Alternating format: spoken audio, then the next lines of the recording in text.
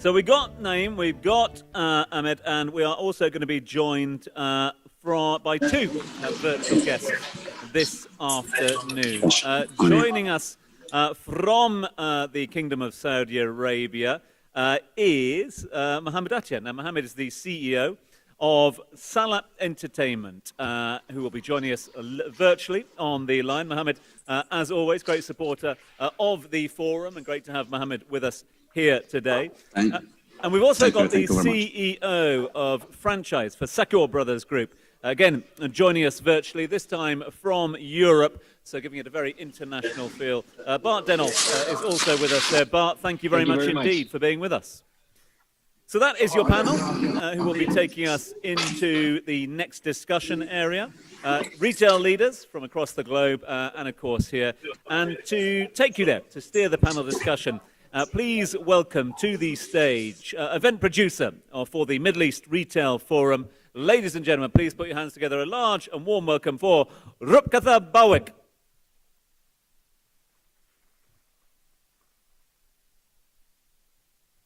So, Rup, it's over to you to take us through with your two live guests and your two virtual guests as well. I'll leave you in the very capable hands of Rups, and we will see you very shortly. Rups, over to you.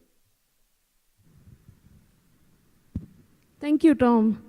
So here's the thing. When Tom says that I'm feeling a little tired, it's been a long day, I know that it has been a long day. Thank you so much for staying with us right since the morning.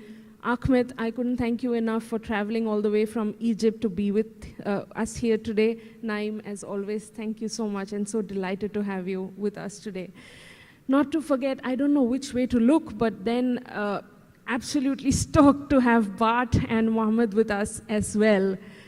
So once again, warm welcome, and we've spoken so much about the master plan, being future fit, transformation, purpose-fitted digital transformation, the need of the hour. And I don't think the timing would have been right or better, let's say, to have this session on looking ahead, expectations, opportunities, despite 2020 being incredibly challenging. Without much ado, I would like to play a few numbers, play a few slides here. Yes, that's here. So what does the global fashion industry look like in 2021?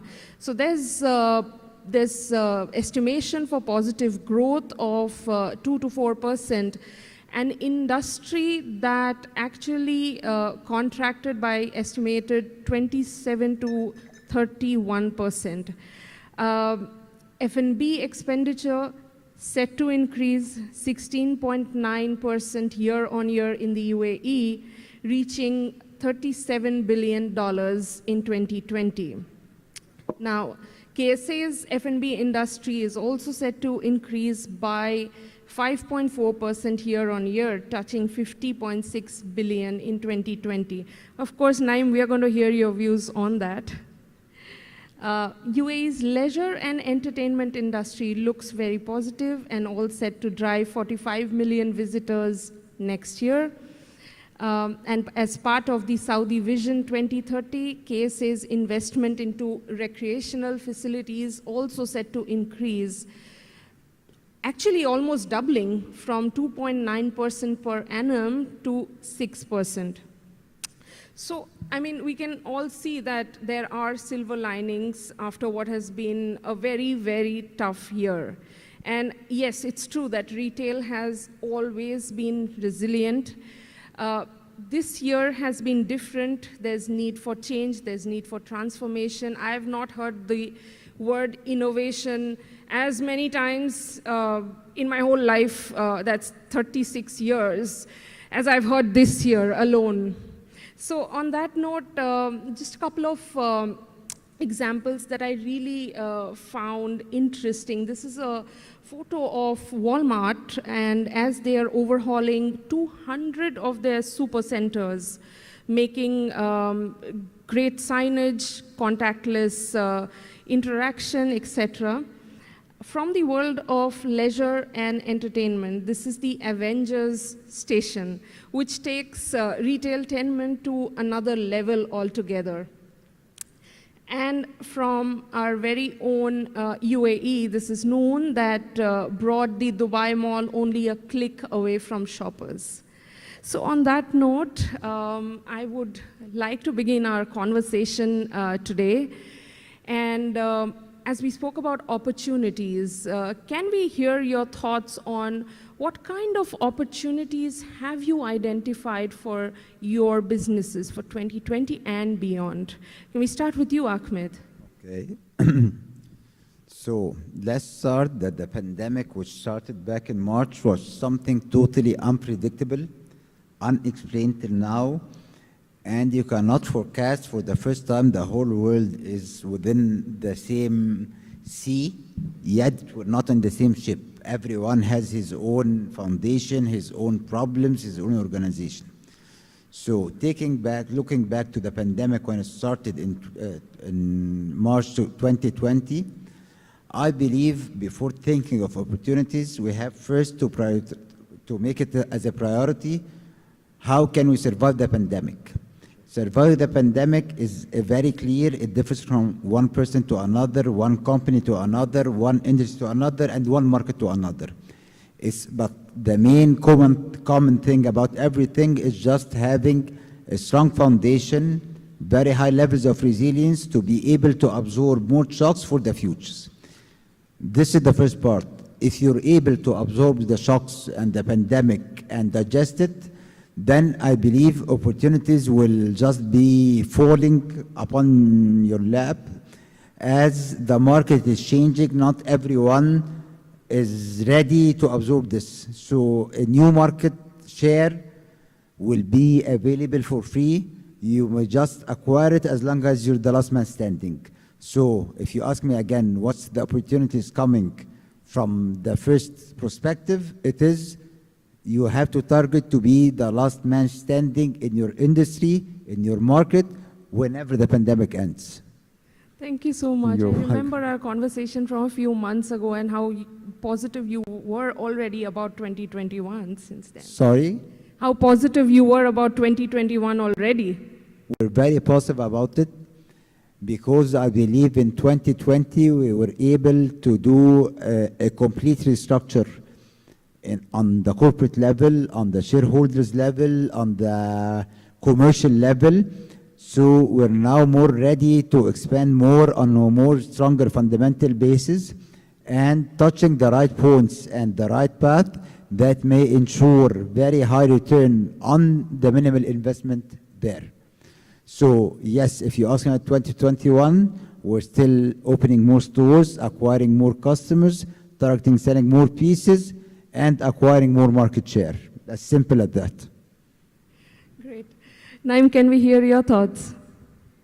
Thank you. I genuinely believe that our industry, retail, hospitality, tourism in general, were the hardest hit.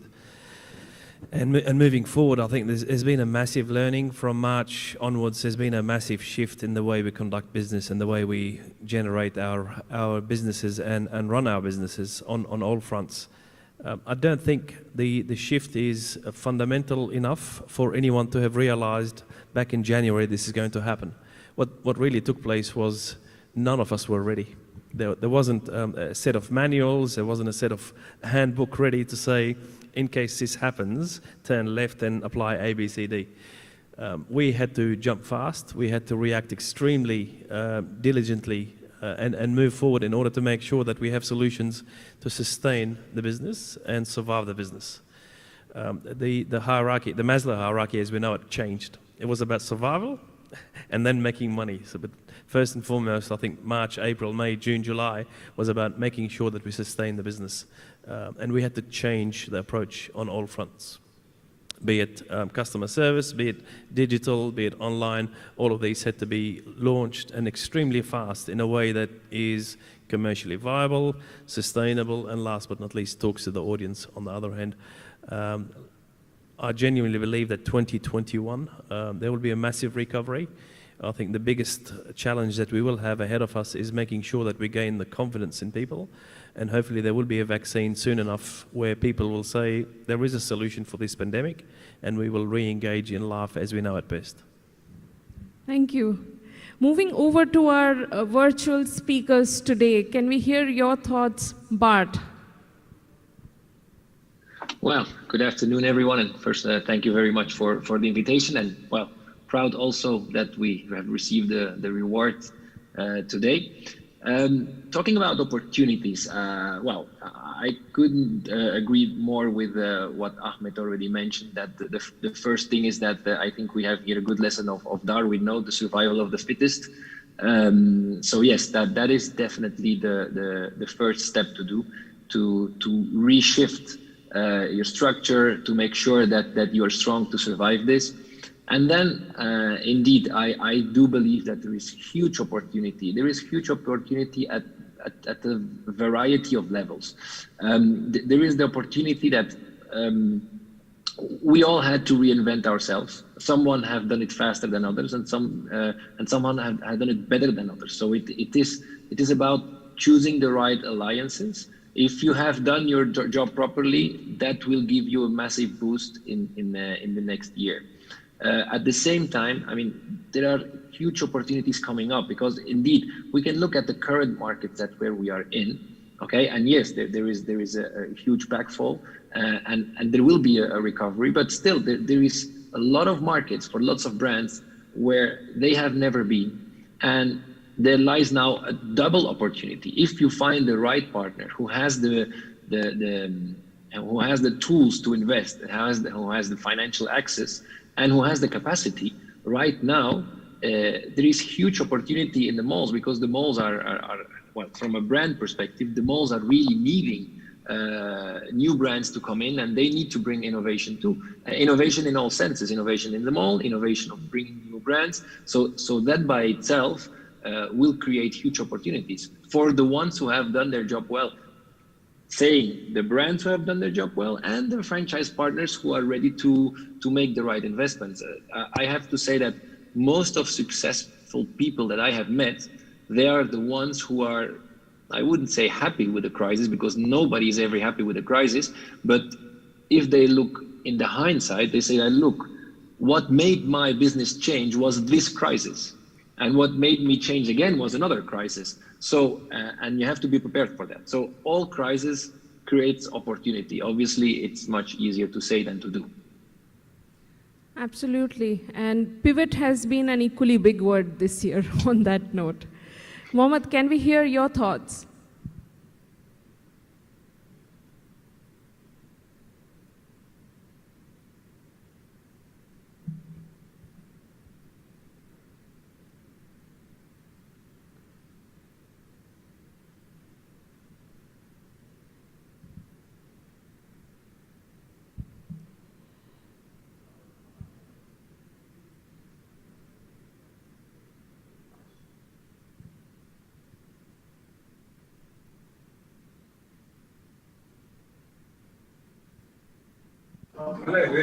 Which now we are the first company. Did you hear me? Can you hear me now?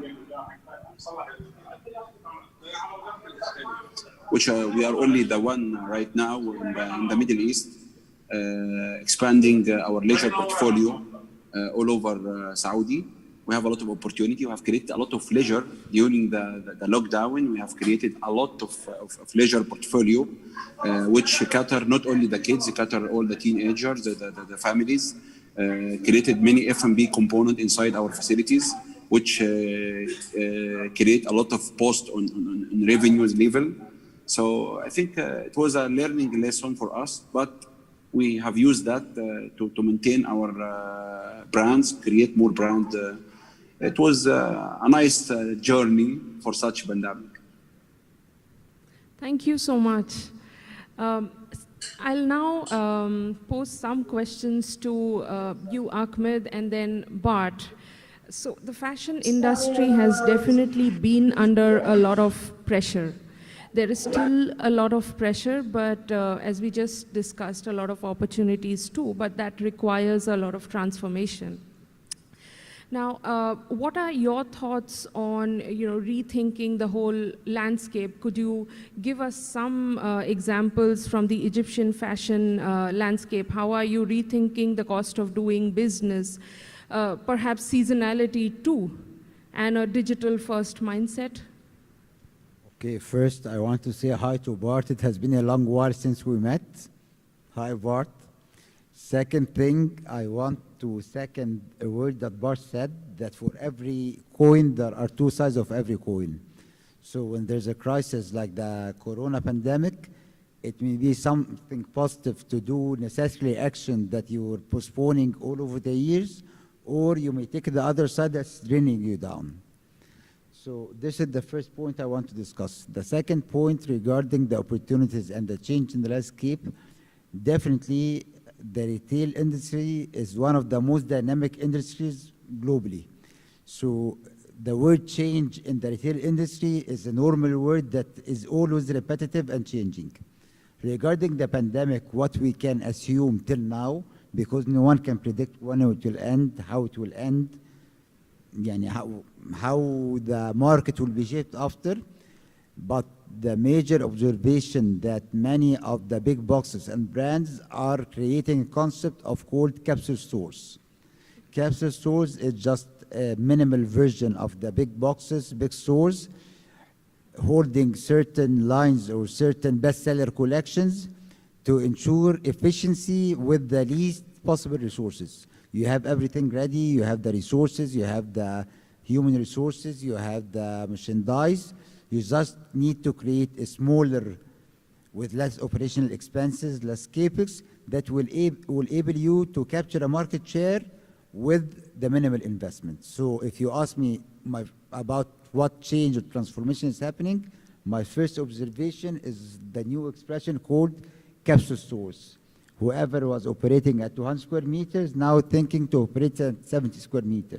The 1,000 square meter is operating at 200 square meter with the best sellers and the top of the shelf of everything.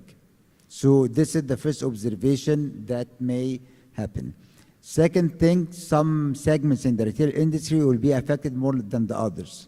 For example, the F&B with the new regulations will be the most affected. But I guess I'll leave the floor to Naeem for that. You might have better insights for me than me. Sure. Thank you. Sure. Over to you, Bart. Well,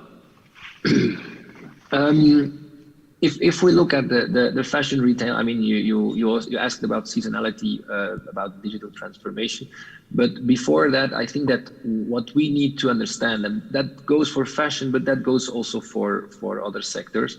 But I think here there is like a new social pact, which includes people are much more aware of health, which is something that you need to focus on because this is what your customers are asking.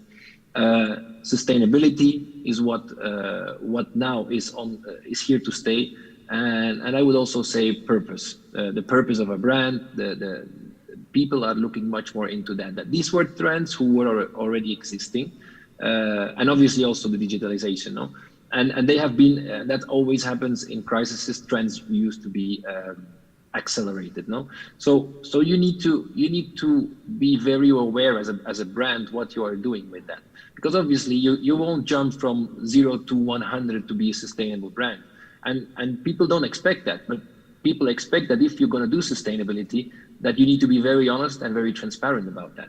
So you need to communicate. So this is what customers are asking, and actually it comes always to the same point. It's customer centricity, no? But customer centricity has changed somehow in the last months in that sense. They want seamless operations. That's where the digital part comes in. And then what will happen on the business platform, like Ahmed is mentioning? I think capsule stores, yes, that's definitely a trend that will happen. But in addition to that, I think there are lots of technologies right now, and actually I'm working together with a company now who can somehow deliver breaking the brick and mortar walls. So the stores need needs to survive. They need to be there because people want to have the access to the store. But if, for example, you can build in a system that all your employees, all of them, through their mobile device, 24 hours they can sell, whether they are inside the store or outside the store, whether they are in a dinner with a friend or they are with their family. If you give them access to that, and these employees, they will gain the same commission as if they were in the store. Well, these are huge technologies that can give you as a brand, and in the end, your employees, they become your brand ambassadors, which is at every time of the day. So, and not only, and you can take this even much further in this digitalization. You can even make your own customers, your loyal customers, give the opportunity to do something similar, to become also your salespeople. So there are various mechanisms and technologies that today are allowing these things. That is what I think will bring a huge shift in our sector. So what we are talking about is differently enabled stores. And staying with you, Bart, if you could please tell us, especially your brand's strategy towards operating in a digital-first environment. Well, I think as a digital-first environment, yes, obviously. I'm not sure if we are going to a digital-first environment. Okay, everybody talks about it, and if we look in China right now, 40% of all the fashion is being bought online, so we are very close to a digital-first environment, and obviously that brings a lot of challenges with it, but and also a lot of opportunities. However, I do believe, and that's also something that the retailers are to blame for, when everything happened in the very beginning, there was a huge opportunity. But if you look today, and if you look to the research that's being done, still customers, they want to go to the store. They still need and want this human interaction. And even if you look at it, there are a lot of digital first brands who were born online are now going offline. And why are they going offline? But that's a very important question that we need to ask ourselves. So because they need this physical interaction. So I definitely keep believing in good brick and mortar stores that need to be fully omnichannel. They need to give you this seamless experience, as I was mentioning before, that you can, it's just the same. If you are in a store or if you are on an online, or it has to be the same. But I do think that people want to have this human interaction. Absolutely. On that note, Naeem, talking about human touch, we just really have to talk about the massive shifts that the F&B industry has faced. I mean, an industry that is really heavily experience-driven. With so much and such rapid digital shift, do you think that the face of F&B and hospitality industries has changed forever? I don't think we should be blaming the pandemic for the shift. I think we've been experiencing a digital era. What has happened through the pandemic is an acceleration of the whole process, particularly on the food and beverage front. Nonetheless, unlike the retail component, I think food and beverage is more unique because we cannot confuse AI and EI. Artificial and emotional intelligence. Emotional intelligence is part of what we do in a restaurant, in a hotel, a travel, airline world. That's the human touch. That's never going to change. As humans, we're built to have those needs and those experiences, the interaction. I genuinely believe they will always be here. As human beings, this is how we programmed. I guess it's not about to change. What we will see, though, is 2 different or 3 different business models. We are living in an age of convenience as well. So the deliveries will work, the takeaways will flourish, yet dining in will still take a different shape. Maybe smaller, maybe not necessarily a capsule, but a smaller footprint. Nonetheless, it's here to stay, and I think it will flourish. And people will be looking more towards that engagement, more towards the innovation part, more towards the sustainability, farm to table, source, and traceability. I do not see our business changing. I think what we should be doing more, communicating more about our hygiene, communicating more to our audience about our standards, our footsteps that we're taking in order to make sure that they get the confidence in order to re-engage with the businesses. When you think about mapping out the future of your business, how does the next 12 to 18 months look like? It's a bit of a road to recovery, and I think intelligence would stipulate that you have to give people reasons to come up now. It's not about just selling a service or selling a product. I think you need to be active. I think activations, events, reasons for people to say, I want to go here or there, will be the main driver. And these reasons will actually compile multiple levels. One would be value, one would be a reason, two will be an engagement, and then last but not least, it's uniqueness. I think people are looking for something special rather than just another experience. Sure, thank you. Mohamed, SALA Entertainment has definitely been on an aggressive growth path. But when you think about future expansion, how are you adding a differentiating factor to the already existing massive portfolio of leisure and entertainment centers in the kingdom?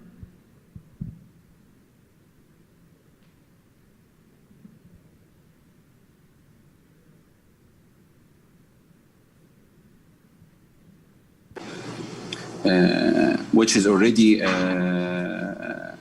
how SALA Entertainment can add value to the leisure component already existing in the kingdom. So we have worked hard with our team to choose the right concept and the right mix of our leisure, so we can boost to this one. Like the one that we have done, very nice concept called Strike 10. It's a bowling concept with a unique American cuisine and all of that. Nice music, sport bar inside it. That's new to the kingdom. They don't have something like that. We open a couple. We are opening another two next month. So also kind of laser tag is not existing in Saudi Arabia. We have added many also laser tag opening. We have also created our FEC Octocity. It's a different FEC rather than the existing one in the market. We have creating a trampoline park. We are creating to all segments of the families, so we can reach to each part or each member of the family. Very important also because we was kids oriented only. We have the Belly Bees concept all over Saudi.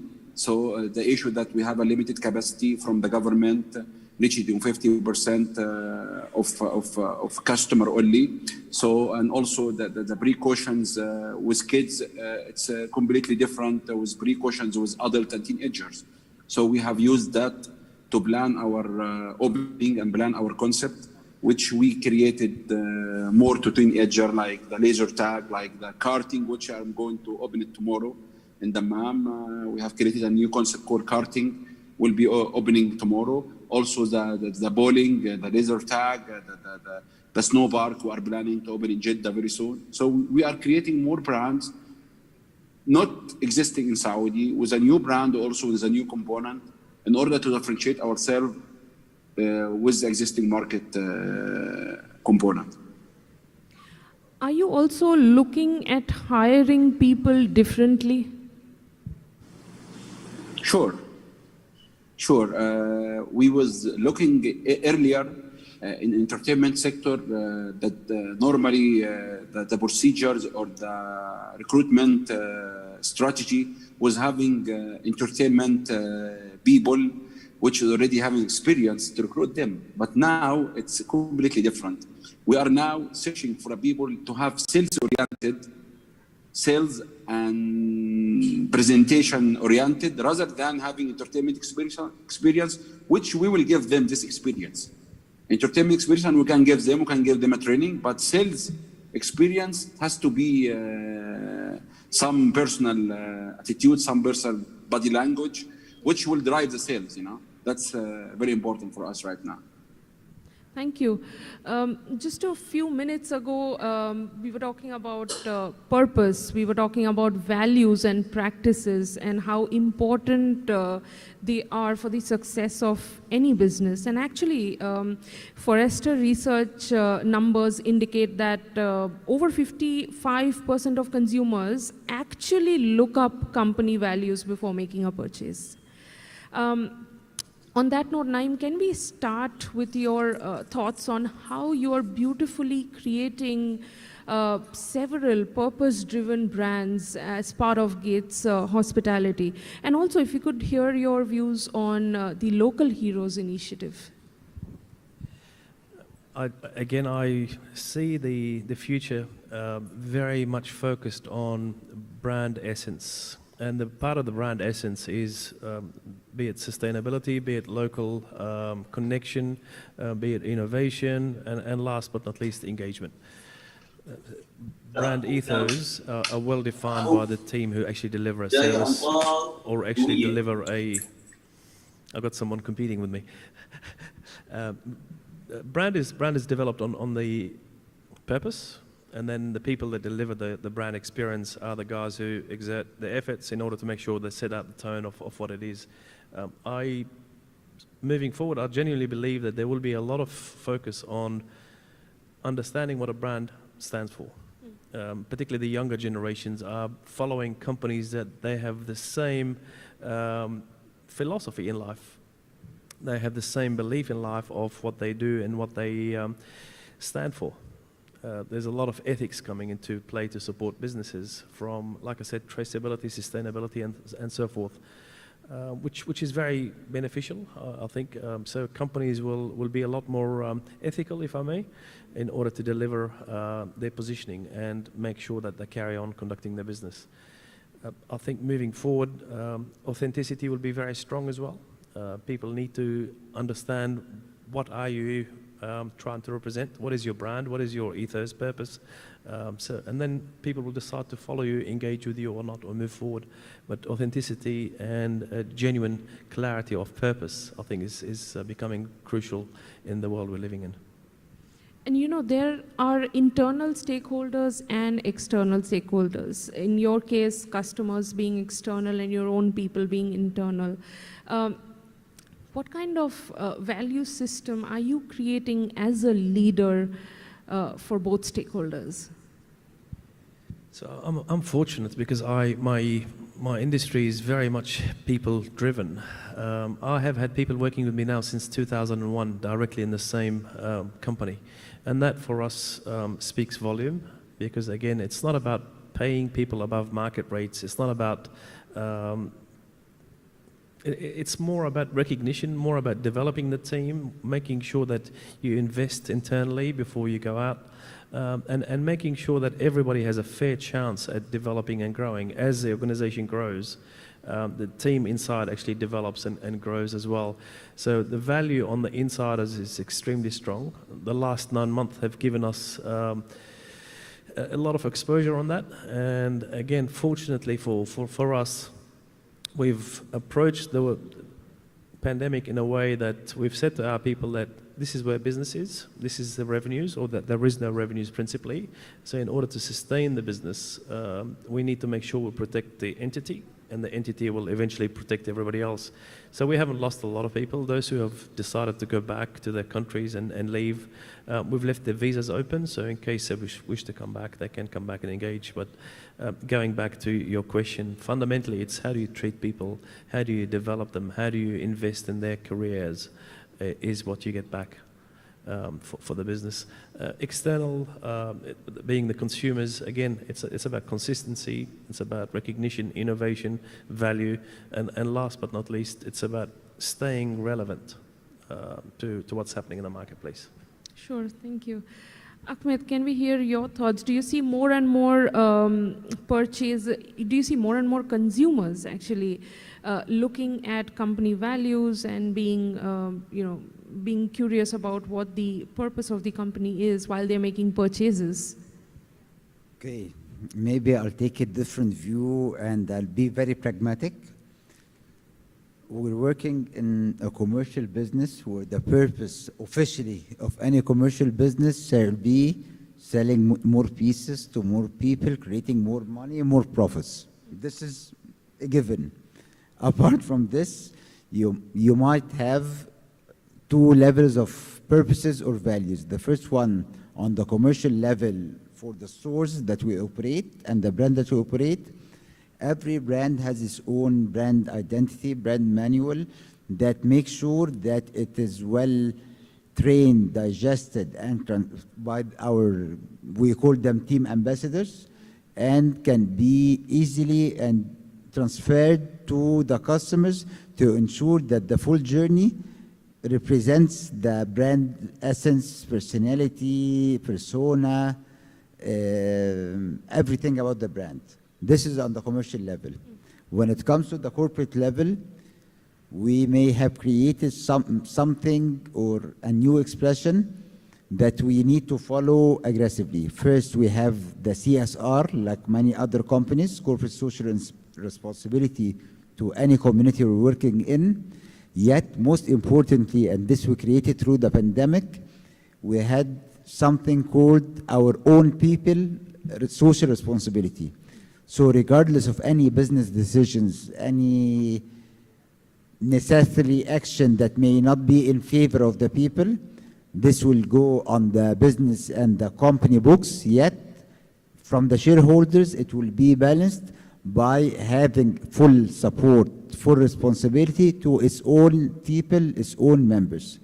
And this, I believe, is more personal and more affectionate to the people, because the most efficient thing is the word of mouth. So we need completely to isolate our business mindset than our personal mindset. And the values come from the personal mindset when it comes to the corporate level, rather than the business mindset. That's my take. It may be quite aggressive, quite pragmatic, quite different, not that we talked, but this is the fact. But thank you for being candid. Thank you. Bart, can we hear your thoughts, please? Well, I think the value and the purpose of a company will shine out through the culture of the company, and the culture of the company. If we talk about culture, which I think is a very important topic for any company, is what really makes the company, and it's not something that you can change overnight. You can reshape it, but you cannot change it in 2 days. So the value and the purpose, they need to come through the culture, and it is very, very important. Like, and I do agree with what has been said before.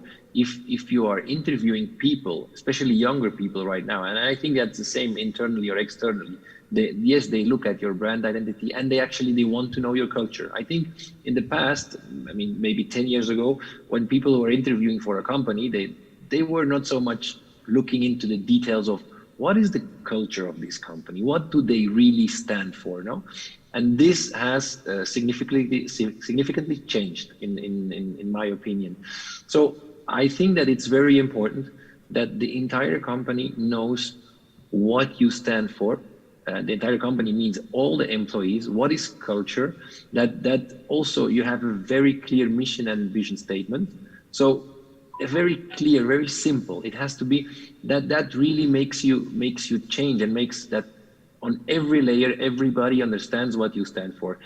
Once you have that properly done and you have made very clear what your values are, then that's how you can shine towards your external customers, and they will see your values and they will see what you stand for. Because just telling them what your values are today won't work anymore. People need to really see, and how you do that internally is, it has been said before, through training, through again, right now there is huge changes. What do? You hire externally, or you will try to adapt your people internally? No, obviously the right answer is a combination of the two, but obviously you have a social responsibility as a company, and you need to take care of your employees, especially in hard times like these, no?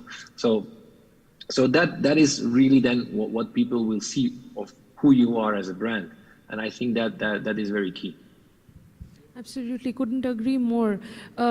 You also spoke about sustainability. Would you like to spend a couple of minutes telling us about the sustainability commitment of the Sacoor Brothers Group? Look, we all know that the fashion industry is one of the heavily polluting industries now. And obviously, it's not easy to be completely sustainable, because if not, people all would be doing it now.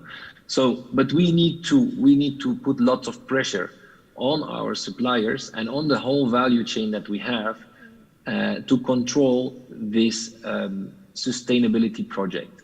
And again, as I mentioned, it cannot go overnight, and I don't think that any consumer will expect that from you. But if you make your promises and you can show the promises that you are doing, and you are going in a direction and every time growing into these sustainable projects, we have a couple of sustainable lines already right now in the collections.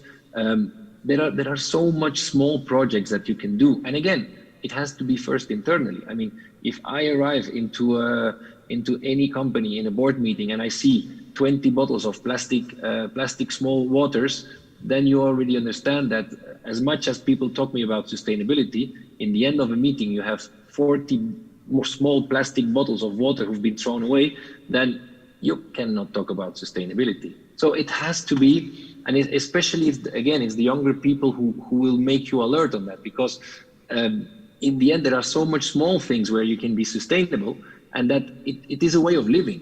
And actually it's amazing to see how our kids, I mean, I have small kids, how they are so sustainable, because it's just in their genes already. It's like it's in the DNA, and this is something that probably the older generations or more established generations, we need to learn. Although we think that we are very sustainable, but sometimes we are not. So it's tricky, and you need to really be honest with yourself and look everywhere where you can be more sustainable. Because yes, it is in the product of the fashion itself, but then there are so much more other points where you can also be sustainable. And if you describe a sustainability project, then you need to go all the way. Thank you. From the leisure and entertainment industry, Mohamed, what kind of values and practices have become crucial from a customer point of view?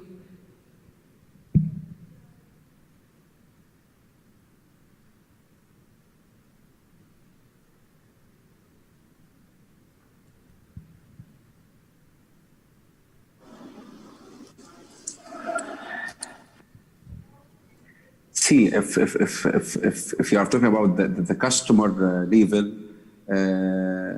customer behaviors is already changed a lot, because now it's depending on what they want, what they need exactly, how much they willing to pay for such service. Leisure is not very mandatory now to their is not the first priorities in their list. So today, however, especially in this COVID-19 transmissions, customer behavior is being based on what entertainment brand is offering. So depend on customers start to feel like if they need to visit the location, if they need to come, which concept, which kind of service you are providing. It's a lot of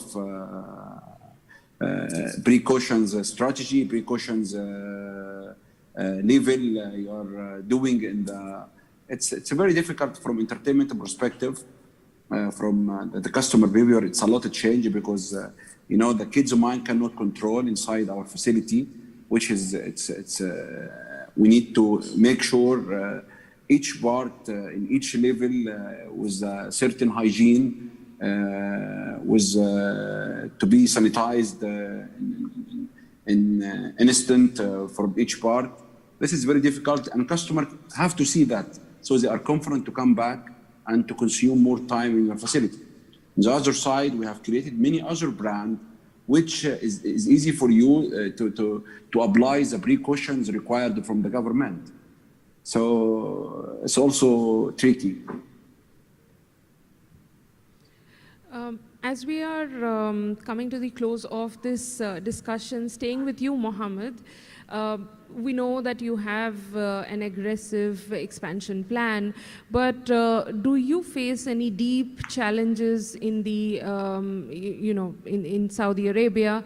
And if so, how are you tackling them? See, the deepest challenges was the pandemic itself. So the effect came from the operational deadlines as well, the consumer being hesitant to come or to leave their homes. For non-essential, they will not come. So we worked with our supplier, with the partnership we have with many leading brands on the market in KSA. Especially, we are in the biggest mall in KSA, the Arabian centers. So we have worked together how we facilitate that challenges that our customer can come back. So I can tell you now that we have the best location, we have the best entertainment options in Saudi. We have now reached to a percentage like for last year. We have reached to a very huge percentage of the customer. We are trying to return the customer from their visit. Many times happen, especially during the weekend days, because we have many visitors, but we have a limited capacity. We cannot take them all, but we are creating now more concept inside the mall, so we can at least the family, if they don't have option in that concept, they can go other concept. So we are trying to. The deepest challenge was the pandemic itself. Nothing else. We're still alive. We will do whatever you want. We will still expand. We will do the best concept in Saudi Arabia, and soon will be outside in Egypt and many other countries. Thank you. That's really positive. Thank you for sharing. Over to you, Naeem. We've spoken about balancing profitability, people, many changes. But amidst all this, what is your single most important recommendation to sustainably rebuild the F&B industry? And at all levels, Multiple layers, and I think, like I said earlier, the confidence, building the confidence in the end users is going to be the biggest challenge. And this is not any specific industry. I think this is across the globe, across many silos. For us, authenticity, like I mentioned, making sure that value again is there, and making sure that the engagement factor really reigns to get people back into the venues and make sure they have a peace of mind, principally, because it's everyone's been impacted. If you haven't lost your job, you're getting an income reduction. If you're not on an income reduction, you're worried about tomorrow. The mindset, I think, is the biggest challenge moving forward, but I genuinely believe the market will bounce back. I think positive days are ahead. Like I mentioned earlier, as humans, we have that built into us. We need to be outdoors. We need to be mixing, engaging. We can do a lot online, but we can't live online. So it's about learning both chapters. Absolutely. Throughout the day, we've heard the word master plan quite a number of times. Starting with you, Ahmed, what is your master plan for 2021? Would you be able to define it in a word, in a line? Definitely. It is leveraging all the efforts and the efficiency level that we've reached in 2020 to be the base and the foundation for our extreme and aggressive growth in 2021. Because this COVID thing created us the opportunity to build a stronger, more solid foundation that will be able to expand further and more aggressive than any other year before. So our plan is yet open more shops, acquire more customers, sell more pieces, creating more money, more profits. Bluntly. Will we see a lot of capsule shops, stores, as you just said a while ago? Sorry, can you repeat that? A few capsule stores as well in Egypt. A few? a few capsule stores in Egypt. How many stores are we going to open next year? No, will you open a few differently enabled capsule stores in Egypt? Yes. It's confirmed a few capsule stores. It's under study, creating new collaborations for the first time in the Middle East, connecting maybe designers and countries together, and moving more strategically on different levels within the fashion industry. So yes, more capsule stores, more brands, and more collaborations, creating all what have been said before. Sounds amazing. Over Thank to you, Bart. Well, I think 3 words. It would be speed, agility, and well, maybe 4: flexibility and efficiency. That are the key words that I think that we will all need to focus on. But the most important one is speed. If you would ask me, speed at all levels, speed in taking decisions, speed in making mistakes quickly, and speed again in rectifying those mistakes, speed in going to markets where the opportunity lies. So because the opportunities, you need to catch them, and for that you need speed. Sure. Mohamed. Yes.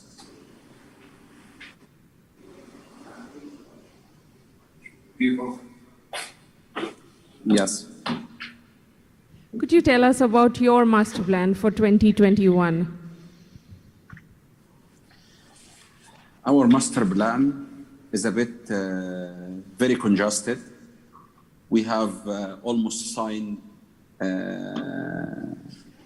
80,000 square meter of GLA entertainment all over Saudi Arabia with only Arabian Center portfolio. So we will be very busy next year.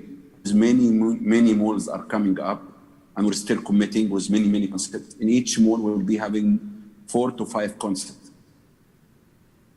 So our master plan is set, our goals is set. Other vaccines come or not come, we will be here to give the smile and enjoyment and entertainment to our people. Amazing, thank you. Last word from you, Naeem. So I'd like to add a few things to what my colleagues said earlier. I think agility is equally as important. So being agile, being nimble, and make sure that we communicate on brand extensions, on the new channels that are out there now, to make sure that we stay out publicly connected and make people aware of what we have on offer, what we do for them to enjoy, come and enjoy, and last but not least, make sure the brands are out representing what they survive on. Thank you so much. Thanks to each one of you and to our audience. Thank you for staying up and listening to us. Thank you. Thank you.